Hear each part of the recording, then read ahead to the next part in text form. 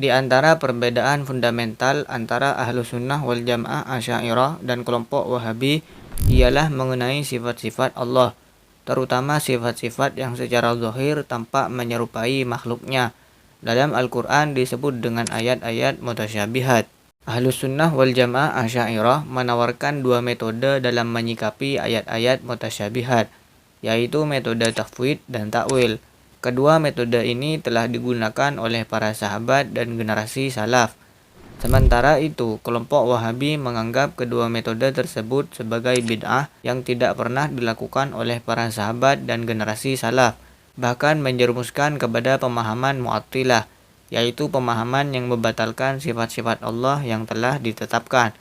Mereka Wahabi memaknai ayat-ayat mutasyabihat secara harfiah, seperti ayat yadullahi fawqa aydihim, tangan Allah di atas tangan mereka, dengan menyebut kata yadun sebagai al-jarihah, anggota tubuh layaknya makhluk yang memiliki daging, darah, dan sifat fisik lainnya. Pemahaman seperti ini bukanlah pemahaman ulama salaf dan khalaf, seperti yang diklaim ustadz-ustadz Wahabi, melainkan pemahaman kelompok Mujassimah dan Musyabbihah, kelompok yang mengimani bahwa Allah berbentuk layaknya makhluk.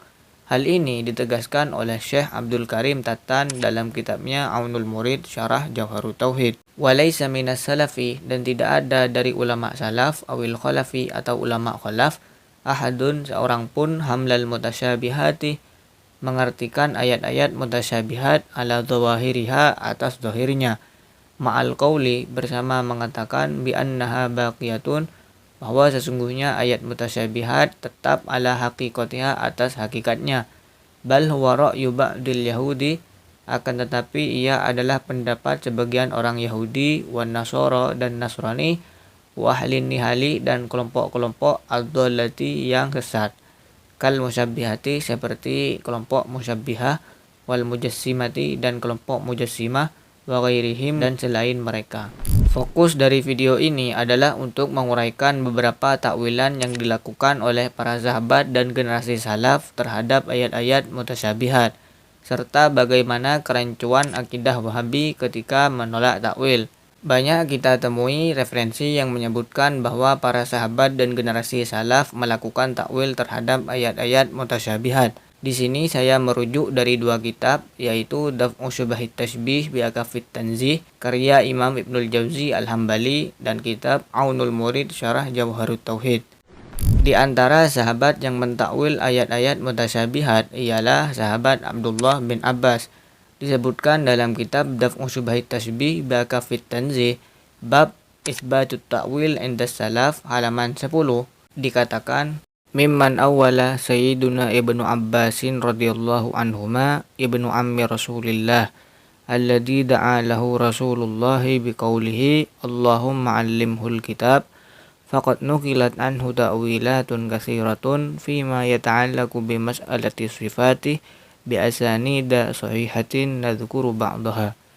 Di antara sahabat yang mentakwil ialah Abdullah bin Abbas, sepupu Rasulullah, yang didoakan oleh Rasulullah dengan sabdanya, "Ya Allah, ajarilah ia Al-Quran."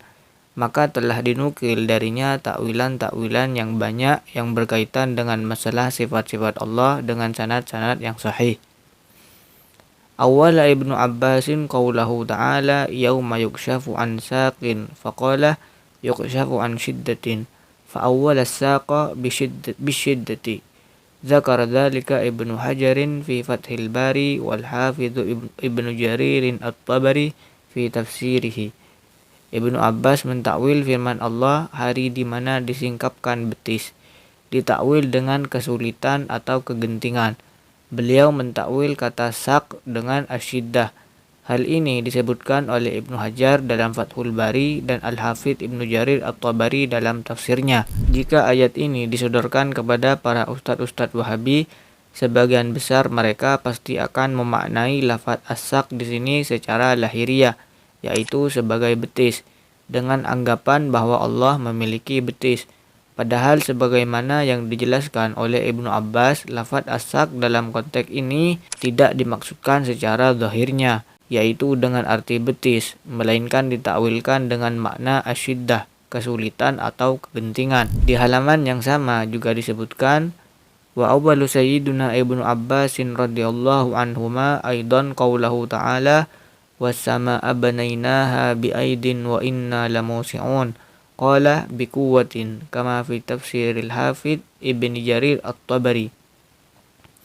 Ibnu Abbas juga mentakwil firman Allah Ta'ala, dan langit-langit kami menciptakannya dengan tangan-tangan dan sesungguhnya kami sungguh yang meluaskannya. Ditakwil dengan kekuatan, sebagaimana dalam tafsir At-Tabari. Dalam ayat yang lain, Ibnu Abbas mentakwil wa awwala sayyiduna Ibnu Abbasin radhiyallahu anhuma an-nisyana al-warida fi qawlihi ta'ala falyawma nansahum kama nasu liqa'a yawmihim hadza bitarkih kama fi tafsiril Hafidz At-Tabari. Dan Ibnu Abbas mentakwil kata lupa yang ada dalam firman Allah, maka pada hari ini kami melupakan mereka sebagaimana mereka melupakan pertemuan hari mereka ini. Ditakwil dengan membiarkan sebagaimana dalam tafsir At-Tabari. Dari sini klaim ustadz-ustadz Wahabi yang menyatakan bahwa para salaf tidak ada yang mentakwil ayat-ayat mutasyabihat tidaklah benar. Klaim mereka hanyalah propaganda untuk menyesatkan akidah umat Islam. Sebaliknya, ulama salaf maupun khalaf sama-sama melakukan takwil terhadap ayat-ayat mutasyabihat, sebagaimana ditegaskan oleh Syekh Mullah Ali Qari dalam kitabnya Mirqatul Mafatih Syarah Miskatul Masabih. Qala al-allamatu Mullah Ali Qari wal hasilu anna salafa wal khalafa muawwiluna li ijma'ihim ala surfil lafzi an dhahirihi. Walakin ta'wilus salafi ijmaliyun litafwidihim ilallahi ta'ala wa ta'wilul khalafi tafsiliyun litirarihim ilaihi likasratil mubtadi'ain. Berkata Syekh Mullah Ali Qari, dan intinya bahwa salaf dan khalaf mereka mentakwil karena kesepakatan mereka memalingkan lafaz dari makna zahirnya. Akan tetapi takwilan salaf global karena menyerahkan kepada Allah, dan takwilan salaf spesifik karena kebutuhan mereka setelah banyaknya pelaku bid'ah. Kerancuan akidah Wahabi ketika menolak takwil akan semakin tampak jika disodorkan ayat-ayat seperti nasullaha fanasiyahum, mereka melupakan Allah maka Allah pun melupakan mereka. Jika mereka memaknai ayat mutasyabihat ini secara harfiah, maka konsekuensinya mereka harus menisbatkan sifat lupa kepada Allah sesuai dengan pemahaman mereka terhadap ayat tersebut. Namun, apakah mungkin bagi Allah, Tuhan semesta alam, memiliki sifat lupa? Bukankah lupa merupakan sifat kekurangan? Sedangkan Allah maha sempurna dan maha tinggi dari segala kekurangan. Bukankah Allah sendiri menegaskan dalam firman-Nya, "Wa ma rabbuka nasiya," dan Tuhanmu tidak lupa?